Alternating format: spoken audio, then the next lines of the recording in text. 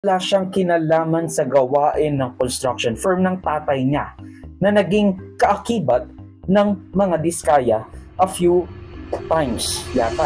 Miss Diskaya, hindi po kita kilala. Kung meron pong pagkukulang o deficiencies or mali, ako mismo po ang magre-rekomenda sa committee ito. Nakasuhan kayo kahit kasama ang kamag-anak ko.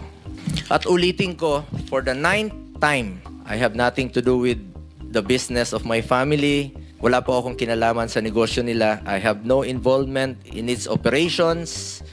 Not to mention yung pagbunyag na noong 2016 lang pumasok sa mga flood control projects sa DPWH, sina Diskaya, kung saan sila kumita ng kumita na tinanong mismo ni Senator Bato de la Rosa.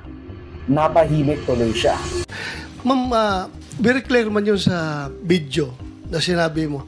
Kung kailan kayo kumita ng malaki, sabi mo, noong nag-DPWH na kami. Gusto mong i-attribute yung wealth ninyo going back noon pa sa tatay mo, noong nagsimula kayo ganon. Pero very clear, the video won't lie. Sinabi mo, noong nag-DPWH na kami. Yes po. So, kailan ba kayo nag-DPWH?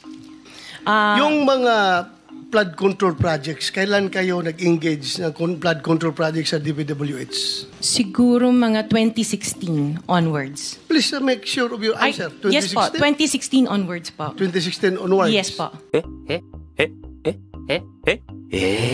Lumakas na talaga ang loob ni Trillanes kasi wala na nga si Martires sa ombudsman. Ang nasa isip niya, tulad ng pagpasa ng SALN sa publiko, mga questionableng desisyon, talagang nga raw pinoprotektahan ni Martires, sina Go at Duterte, and maybe even those na kaalyado nila. Although of course, ang sabi ni Martires, marami akong desisyon na, hindi pabor sa administrasyon na naglagay sa akin sa pwesto.